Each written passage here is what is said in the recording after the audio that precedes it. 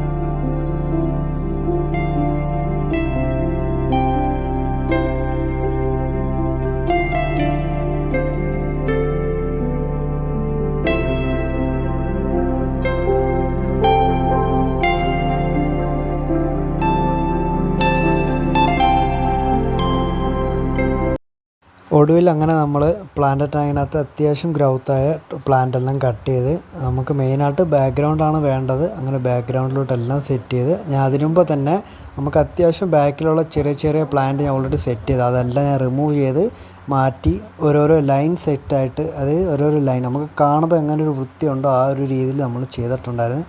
First time തന്നെ നമ്മൾ എല്ലാം നിങ്ങൾക്ക് ഓരോരോ കാണുമ്പോൾ തന്നെ മനസ്സിലാവും എല്ലാം ഓരോരോ കോർണർ സൈഡിലായിട്ടാണ് ഇങ്ങനെ ഇരിക്കുന്നത്. അതായത് ഒരു കറക്റ്റ് ഒരു നമ്മൾക്കൊരു ടാങ്ക് കണ്ടു കഴിഞ്ഞാൽ ഒരു വൃത്തി എന്നുള്ള രീതിയിൽ കറക്റ്റായിട്ട് ഇല്ലായിരുന്നു. അപ്പോൾ ഞാൻ വീണ്ടും പ്ലാന്റെല്ലാം കട്ട് ചെയ്ത് കറക്റ്റ് ഓരോരോ ലൈനായിട്ട് സെറ്റ് ചെയ്ത് അത്യാവശ്യം നമ്മളൊരു ട്രീ ഇരിക്കുന്നുണ്ടല്ലോ ആ ട്രീയുടെ ഒരു ഭാഗത്ത് ഒഴിഞ്ഞ് കിടപ്പുണ്ട് സ്ഥലം. അപ്പോൾ അതിന് ഞാൻ വേറൊരു പ്ലാന്റും കൂടി സെറ്റ് ചെയ്യുന്നുണ്ട്. അതോടൊപ്പം ഇതിനകത്ത് ഇപ്പോൾ ഗ്രൗത്ത് ഓൾറെഡി നമുക്ക് റൊട്ടാതെ വാലിച്ച് മാത്രമേ വരുന്നുള്ളൂ. അപ്പം ഇതിനകത്ത് നമ്മളിനി ചെറിയൊരു മറ്റൊരു ക്യാപ്സൂൾ ഒരെണ്ണം ഉണ്ട്. അപ്പം അതോടൊപ്പം പ്ലാന്റ് നമ്മൾ ചെയ്യുമ്പോൾ അടുത്ത വീഡിയോ ഉടൻ തന്നെ അപ്ലോഡ് ചെയ്യുന്നതാണ്. അപ്പോൾ എല്ലാവരും സപ്പോർട്ട് ചെയ്യുക.